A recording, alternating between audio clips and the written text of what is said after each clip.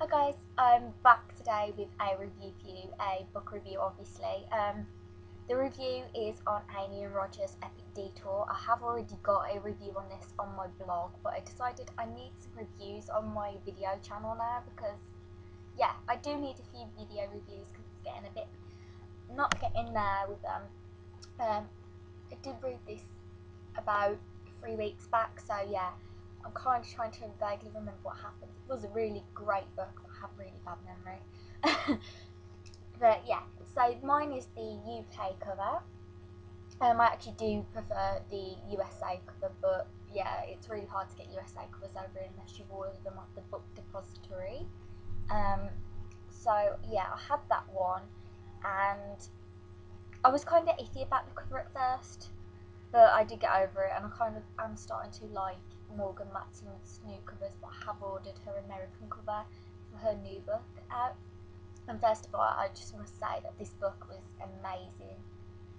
I really enjoyed this book. I wasn't actually expecting it, as I said by the cover. It was kind of a cliche, and I was just like, you know, they say don't judge a book by the cover. Well, I kind of did do that with this book a little. Because I actually did have that said to me as a rack in August last year, and I think the problem with me not wanting to read it was the fact that the title was so like cliche, and it kind of reminded me of a book that, you know, you'd see, I don't know, like a 12-year-old book, if that makes sense at all. Like, it didn't really spark me as a young adult book really, but I did read it, and the story obviously made up for it because it was absolutely amazing.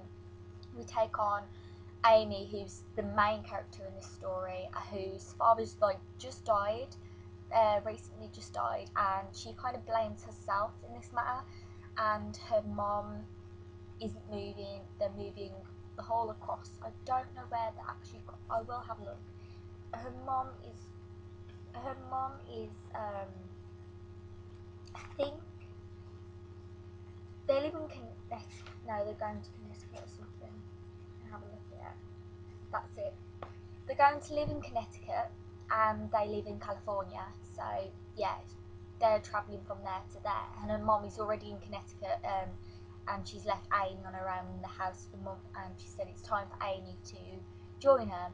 And Amy has kind of like she has a fear of going in cars and that, and driving around in the car. So her mom suggests, well, gets her friend's son, who's Roger, who then is the second main character in the story, to drive her along the way. And this is where the plot comes in, because then it's a whole road trip going along.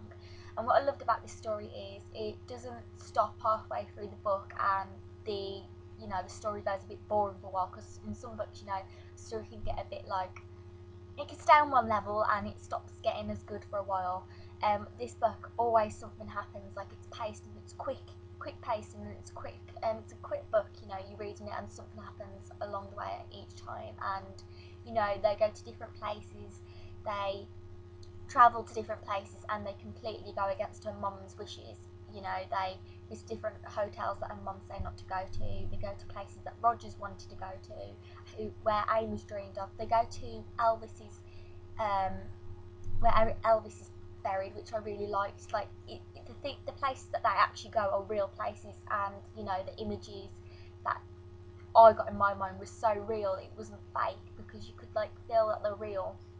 And the romance was really good in this book as well, because even though it's not the main purpose in the book, it does slowly develop shortly. It's not one of those romances that quickly happen and there it takes on. The romance isn't there from the beginning at all.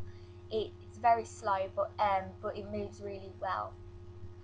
And that is the end of my review for this book for today.